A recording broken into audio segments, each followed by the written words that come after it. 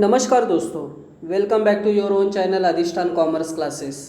आज के वीडियो का हमारा सब्जेक्ट है secretarial practice, 9 number chapter depository system and today's topic is concepts और terms related to depository system. So video को शुरू करने से पहले दोस्तों इतना ही कहना चाहूँगा कि आपने अगर फर्स्ट टाइम चैनल को विजिट किया तो प्लीज़ चैनल को सब्सक्राइब करना, साथ में जो बेल आइकन दिया है उसको भी हिट करना ताकि आपको रेगुलर अपडेट मिलते रहे। तो चलिए फटाफट स्टार्ट करते हैं आज के वीडियो को। First concept that is the dematerialisation. Demat is a process where by a client can get physical certificates converted into electronic mode. मतलब जो भी फिजिकल मोड है उसमें से कन्वर्ट करके इलेक्ट्रॉनिक मोड में जब क्लाइंट अपने शेयर्स को डिबेंचर बॉन्ड्स को कन्वर्ट करता है तो उसे हम कहेंगे dematerialisation. The client has to surrender the certificate along with the demat request form. So जब भी क्लाइंट को ये डीमैट में कन्वर्ट करना होगा तो उसे अपने जो शेयर सर्टिफिकेट या डिबेंचर सर्टिफिकेट है ये सरेंडर करना पड़ेगा along with demat request form. मतलब डीमैट रिक्वेस्ट फॉर्म भर के और जो भी इम्पोर्टेंट सर्टिफिकेट्स है ये कंपनी में सबमिट करना पड़ेगा। The DP forward this to the depository who in turn forward its to the issuer. देखिए ये जो सभी डॉक्यूमेंट्स है डीआरएफ एंड सर्टिफिकेट्स ये आपको कहाँ जमा करना है? डीपी के पास। डीपी जो आपका ब्रोकर होगा, DP forward this to the depository, then DP इसको किसको भेजेगा? डिपॉजिटरी को। Who in turn forward it to the issuer. Issuer कौन है? कंपनी होता है। तो आपको अगर डीमटेरियलाइजेशन करना है तो आपको पहला डीपी के पास जाना पड़ेगा, डीपी इसको फॉरवर्ड करेगा डिपॉजिटरी को and then forward it to the issuer that is the company. After confirmation from issuer the depository will credit the security in a demat account with the DP। Means एक बार ये confirmation मिल गया issuer से, issuer मतलब company से, तो depository इसको क्या करेगा? क्रेडिट कर देगा securities in a demat account with the DP. So that is a first concept dematerialisation. Dematerialisation का मतलब होता है कि जब कंपनी फिजिकल मोड से इलेक्ट्रॉनिक मोड में कन्वर्ट करती है अपने शेयर्स को तो इसको डीमटेरियलाइजेशन कहा जाता है। Then rematerialisation totally opposite concept है ये डीमटेरियलाइजेशन का। Rematerialisation, dematerialisation physical to electronic mode, वही रीमटेरियलाइजेशन का मतलब होता है जो भी इलेक्ट्रॉनिक मोड से फिजिकल मोड में कन्वर्ट करना। Remat is the process whereby client can get his electronic holding of securities converted into physical certificates। देखिए जो भी है इलेक्ट्रॉनिक मोड से कंपनी मतलब जो भी क्लाइंट है ये किस में कन्वर्ट कर रहा है? फिजिकल सर्टिफिकेट्स में कन्वर्ट कर रहा है। The client has to give return request in the form of remat request form. Dematerialisation में क्या था? डीमैट रिक्वेस्ट फॉर्म था। यहाँ क्या दिया है? डीआरएफ, यहाँ क्या दिया है? आरएमएफ मतलब RRF that is the remat request form to the DP. The DP forward the RRF to the issuer and depository. देखिए आप ये सबमिट कहाँ करेंगे? डीपी के पास सॉरी, फिर डीपी इसको इशूअर को भेजेगा एंड देन डिपॉजिटरी को। The issuer print the certificates and send them to the client। Then देखिए issuer जो है, issuer मतलब जो कंपनी है ये प्रिंट करेगा सर्टिफिकेट्स को और उसको कहाँ भेज देगा? क्लाइंट को। यहाँ देखिए क्लाइंट्स को भेज देगा and simultaneously confer the acceptance of remat request to the depository. The depository via DP debits the account of the client with those securities. देखिए यहाँ जो एक इम्पॉर्टेंट बात उन्होंने किया है कि जो भी डिपॉजिटरी है ये डिपॉजिटरी क्या कर रहा है? The depository via DP debits the account of the client. Debits the account of the client मतलब क्या है कि आपके शेयर्स किस में कन्वर्ट हो गए? फिजिकल में। तो डीमैट फॉर्म में जो शेयर्स है वो आपके अकाउंट से निकाले जाएंगे, that is called debit the account debit the account of the clients with those securities. Then third concept, that is the fungibility.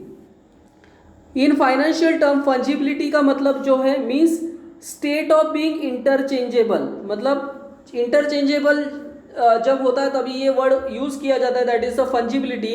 Some financial assets are fungible while some are not fungible, मतलब कुछ assets ऐसे होते हैं जो fungible nature में होते हैं और कुछ एसेट्स ऐसे होते हैं जो नॉट फंजिबल नेचर में होते हैं. जैसे एग्जांपल के तौर पे हम देखेंगे, land is not fungible as every unit of land has its unique quality. देखिए लैंड जो है ये फंजिबल नेचर नहीं है, लैंड का जो नेचर है ये फंजिबल नेचर नहीं है, not a fungible as every unit of land has unique quality which adds or reduce its value. So कौन से एसेट्स फंजिबल होते हैं, कौन से एसेट्स नॉट फंजिबल में आते हैं, इसका एक एग्जांपल उन्होंने दिया है. तो उन्होंने लैंड का एग्जांपल दिया है कि land is not a fungible assets. क्यों ऐसा?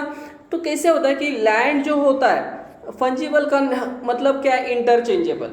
सपोज हम अगर मुंबई में रहते और मुंबई में रहते तो अगर दादर का जो लैंड है उसका वैल्यू और CST में जो लैंड है उसका वैल्यू क्या हो सकता है, अलग अलग है. सो लैंड का जो वैल्यूज होता है वो चेंज हो सकता है. So land is not a fungible, वो इंटरचेंजेबल नहीं है. Currency note is fungible. देखिए करेंसी नोट जितने भी है ये फंजिबल है as there is no difference between two currency, क्योंकि दो करेंसी में डिफरेंस नहीं है. फॉर एग्जाम्पल अगर मैं किसी को 500 का रुपीज़ का नोट देता हूँ और उसको बोलता हूँ मुझे इसके बदले में दूसरा 500 रुपीज़ का नोट दे दें, तो वो हो सकता है, वो फंजिबल है, मतलब इंटरचेंजेबल है. हम 500 का नोट देके उसी तरीके का दूसरा नोट ले सकते हैं, बट हम क्या ज़मीन या लैंड के बारे में ऐसा कर सकते हैं? तो नहीं कर सकते. So land is not a fungible, example दिए. And currency note is a fungible. Similarly securities, अभी इंपॉर्टेंट बात है, similarly securities issued by the same company of the same class. देखिए same company of the same class, class मतलब whether it is equity share, whether it is preference share. So securities issued by the same company of the same class have same value no matter who owns them. The securities held in electronic or demat form are fungible. तो जितने भी securities electronic form में होते हैं ये सभी fungible nature रहते हैं. They are interchangeable, substitutable and cannot be distinguished from each other. So ये सभी एक ही तरीके के होते हैं, cannot be distinguished from each other. Securities bear notable features like, देखिए securities bear no notable features like distinctive number, certificate number और folio number. ऐसा कुछ भी अलग अलग नहीं होता है, अलग अलग डिस्टिंक्टिव नंबर नहीं होते. आप एक ही कंपनी के शेयर्स खरीद रहे, सेम क्लास के शेयर्स खरीद रहे, तो ये इंटरचेंजेबल है. इसके लिए उन्होंने क्या बोला है कि सिक्योरिटीज जो है वो कैसे है, फंजिबल नेचर है. Then fourth point, International Securities Identification Number, that is ISIN number. It is a code that uniquely identify a specific securities issued. So ये कोड से हमें समझ में आता है कि it is code that uniquely identify the specific securities issued. कि security को हम लोग जान सकते हैं कि पर्टिकुलर सिक्योरिटी का जो ISIN नंबर है ये क्या है, that is uniquely identify. ISIN is in any country are allowed by that country's NNA. देखिए important बात है, ISIN in any country are allowed by that country's NNA. मतलब ISIN नंबर देना ये NNA का रिस्पॉन्सिबिलिटी है, काम है, national numbering agency NNA. ISIN is a standard number system which is accepted globally. important बात है कि ISIN नंबर ग्लोबली एक्सेप्ट किया जाता है. Then the international organisation of standardisation, that is ISO, currently defines ISIN structure. So ISO ने इसको define किया है कि किस तरीके से ISIN नंबर का स्ट्रक्चर होना चाहिए. In India, ISIN issuing ISIN security is assigned by SEBI to NSDL. मतलब SEBI ने ये काम NSDL को दिया है for demat share. SEBI work as a NNA. मतलब जो ऊपर सेकेंड पॉइंट में बोला था नेशनल नंबरिंग एजेंसी, हर देश में एक होता है, तो SEBI काम कर रहे हैं एज अ NNA, बट ये काम उन्होंने किसको दिया है? NSDL को. NSDL डिपॉजिटरी सिस्टम है हमारे देश का. For government securities allotment of ISIN is done by RBI. सो ये इंपॉर्टेंट बात ध्यान में रखना है कि अगर गवर्नमेंट शेयर्स होंगे, डिबेंचर बॉन्ड होंगे, तो उसका ISIN नंबर देना ये RBI का काम है. ISIN consist of 12 digit alpha numeric code है which is divided in 3 parts. मतलब 12 डिजिट का ये नंबर है, ये अल्फा न्यूमेरिक नंबर होता है और 3 पार्ट में इसको डिवाइड किया गया है. The company has to apply ISIN. हर कंपनी को ISIN के लिए अप्लाई करना पड़ेगा और उसके लिए उन्हें डॉक्यूमेंट के तौर पे प्रॉस्पेक्टस को सबमिट करना पड़ेगा. तो किस तरीके से ISIN नंबर होता है इसका यहाँ देखिए एडिशनल इन्फॉर्मेशन में इन्फॉर्मेशन दिया है उन्होंने. फर्स्ट एंड सेकेंड पॉइंट आपको ये पढ़ना है पूरा.